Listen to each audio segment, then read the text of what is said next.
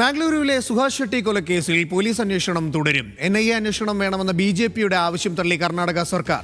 Police അന്വേഷണത്തിൽ സർക്കാർ തൃപ്തരാണെന്നും കേസിൽ 8 പേരെ അറസ്റ്റ് ചെയ്തിട്ടുണ്ടെന്നും ആഭ്യന്തരമന്ത്രി G. പരമേശ്വര വ്യക്തമാക്കി. മെയ് 1-ാം തീയതിയാണ് ബജ്റംഗ് ദൾ നേതാവ് കൊല്ലപ്പെട്ടത്.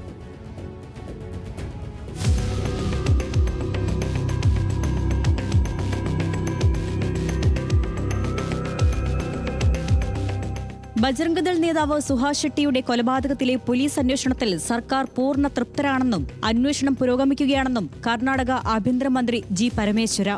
കേസിൽ പ്രത്യേക സംഘങ്ങൾ രൂപീകരിച്ച് നടത്തിയ അന്വേഷണത്തിൽ ഇതുവരെ 8 പേരെ പിടികൂടിയതായും ഈ ഘട്ടത്തിൽ കേസ് NIAക്ക് കൈമാറേണ്ട ആവശ്യമില്ലെന്നും G. പരമേശ്വര വ്യക്തമാക്കി.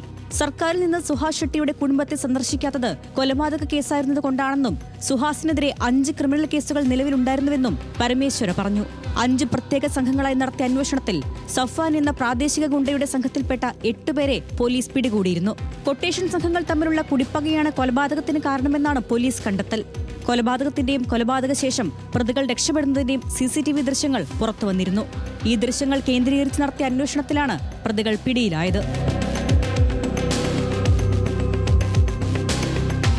വ്യാഴാഴ്ച രാത്രി 8:30-യോടെ മംഗളൂരുവിലെ വാജ്പേയിൽ വെച്ച് പിക്കപ്പ് വാനിലെത്തിയ 6 അംഗ സംഘം സുഹാസും സുഹൃത്തുക്കളും സഞ്ചരിച്ച വാഹനം തടഞ്ഞു നിർത്തി സുഹാസിനെ മാരകായുധം കൊണ്ട് വെട്ടുകയായിരുന്നു.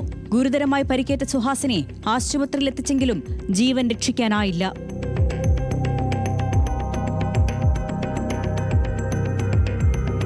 News desk, news Malayalam.